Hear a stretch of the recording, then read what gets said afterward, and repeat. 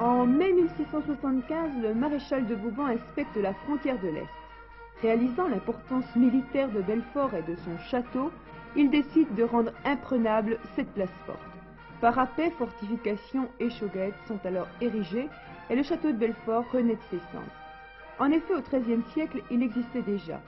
Une maquette réalisée d'ailleurs par le colonel Bretonnier d'Héricourt montre que le château féodal était plus un village fortifié qu'un bâtiment militaire. Vauban lui donne un caractère moderne et c'est surtout le général Haxo, en 1817, qui le transforme et lui donne son cachet actuel. Ces remparts édifiés par Vauban qui entouraient la ville Vauban, c'est-à-dire ici à vos pieds la vieille ville. Ces remparts commençaient ici juste en dessous de vous sur votre gauche pour rejoindre la première tour bastonnée. Cette tour au toit pentagonal, au toit pointu, que vous avez juste au bout de ce pâté de maison rectiligne. Vous allez à droite et vous apercevez la seconde tour. Nous voyons juste son toit. Si vous ne la voyez pas, vous prenez la basilique Saint-Christophe, l'église au milieu de la cité, sa tour de gauche et dans la diagonale, vous apercevez ce toit pointu. Toujours à droite ici, en partie cachée par le feuillage, la troisième tour. Nous voyons toujours juste son toit. Et donc ensuite les remparts qui se terminaient au pied de ce château. Le château est surtout devenu célèbre en 1870 avec d'Enfer Rochereau et sa fameuse résistance contre les Prussiens. Le jour de sa nomination, d'Enfer avait annoncé « Dans la situation où nous sommes, citoyens et soldats, nous n'avons qu'un devoir, vaincre ou mourir ». Il va avoir bientôt l'occasion de donner un sens à cette phrase. Ces 16 000 hommes, mal vêtus, peu armés, vont résister durant 103 jours à une armée prussienne dotée d'un armement moderne. Pourtant, le château de Belfort, grâce au dispositif d'Haxo, s'avère imprenable. Et quand le gouvernement français donne l'ordre d'évacuation le 18 février 1871, les Prussiens, qui ont bombardé 73 fois la place, s'attendent à trouver des ruines. En fait, le château a résisté. Il est sérieusement écorché, mais nullement entamé. Alors vous avez ici un plan du château de Belfort tel qu'il était en 70 et tel qu'il se présente encore à peu près à l'heure actuelle.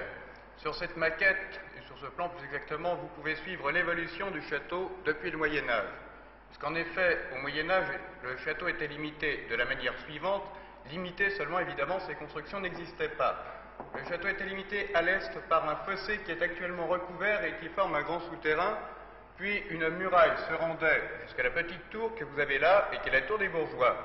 La muraille revenait ensuite en suivant la ligne de la côte. Au XVIIe siècle, tout d'abord, le comte de la Suze, puis Vauban, allait installer le fossé que vous avez là. Il s'agit du Grand Couronné et le reste des défenses a été construit par le général Haxo.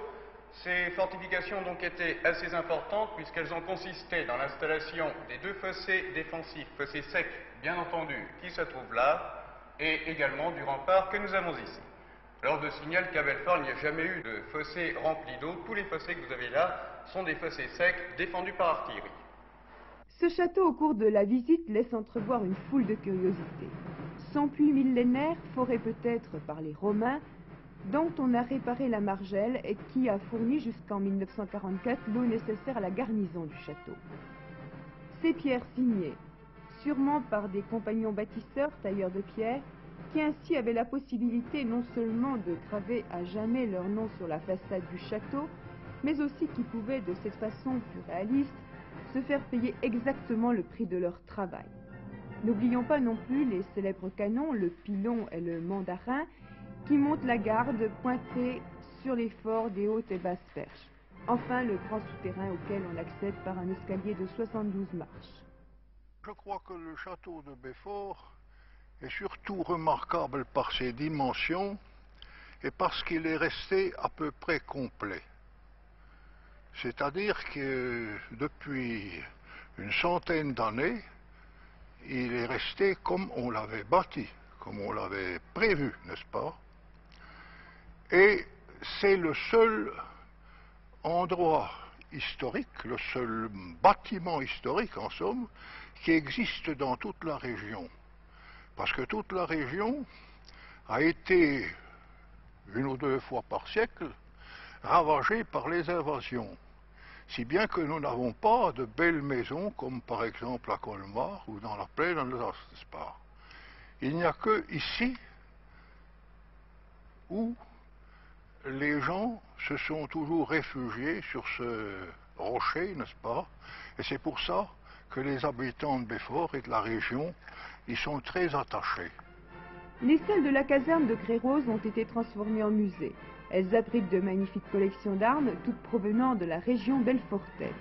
De l'épée ou arbalète du Moyen-Âge aux documents de la guerre de 14, en passant par les képis des soldats de d'Enfer Rochereau, les amateurs de vieilles armes ou de souvenirs trouveront ici de quoi satisfaire leur curiosité.